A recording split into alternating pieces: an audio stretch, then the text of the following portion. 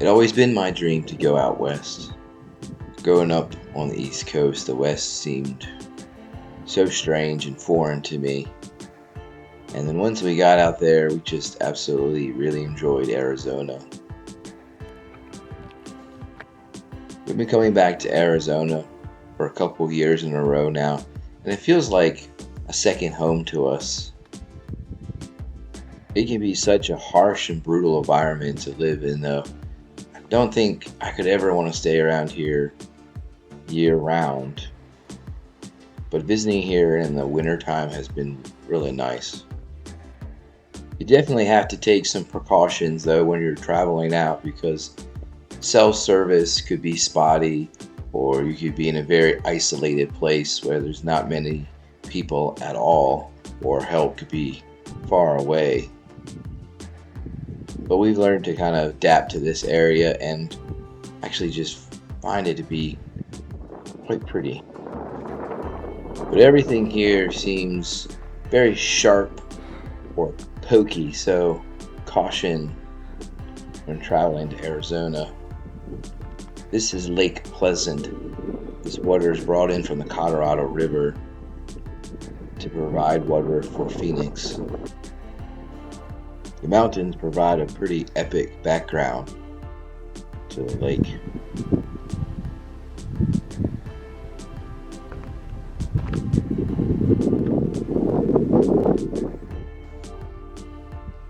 They have a nice little campground here with water and electric. So we were filling up our tanks before we go back out and boondock. There's also a dump station here as well.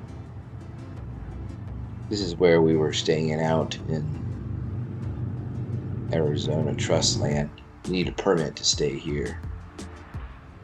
This is real close to Phoenix.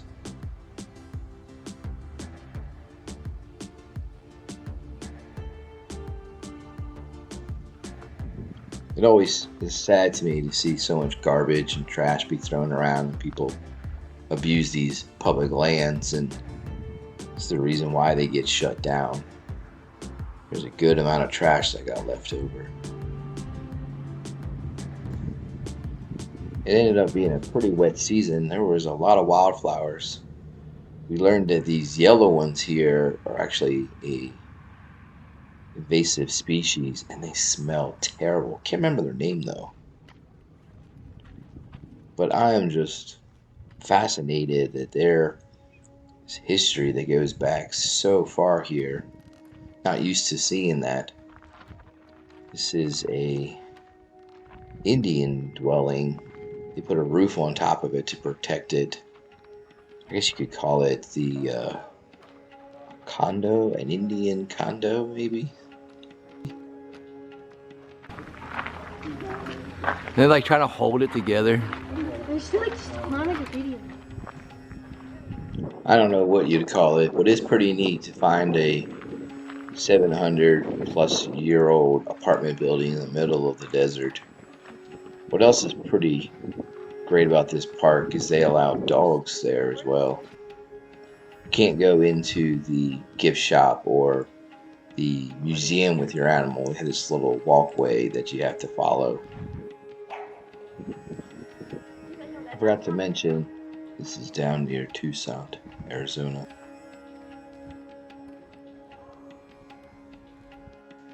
This is one of the largest prehistoric structures ever built in North America. They still do not know what its purpose was. They had developed wide-scale irrigation, farming, and extensive trade connections, which then lasted for thousands of years. Those that built this structure, which they call the Sonoran Desert people, left no written language behind, no written history accounts. A Franciscan visited the ruins around 1694, described it as a large ancient structure before him. He wrote these words, Casa Grande, great house. This structure may have appeared at 1350. The smaller walls remnants of much larger buildings.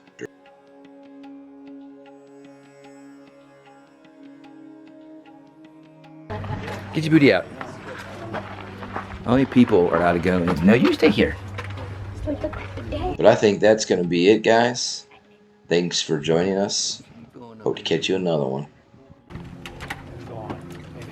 I often see a crutchy lady walking up the stair steps into a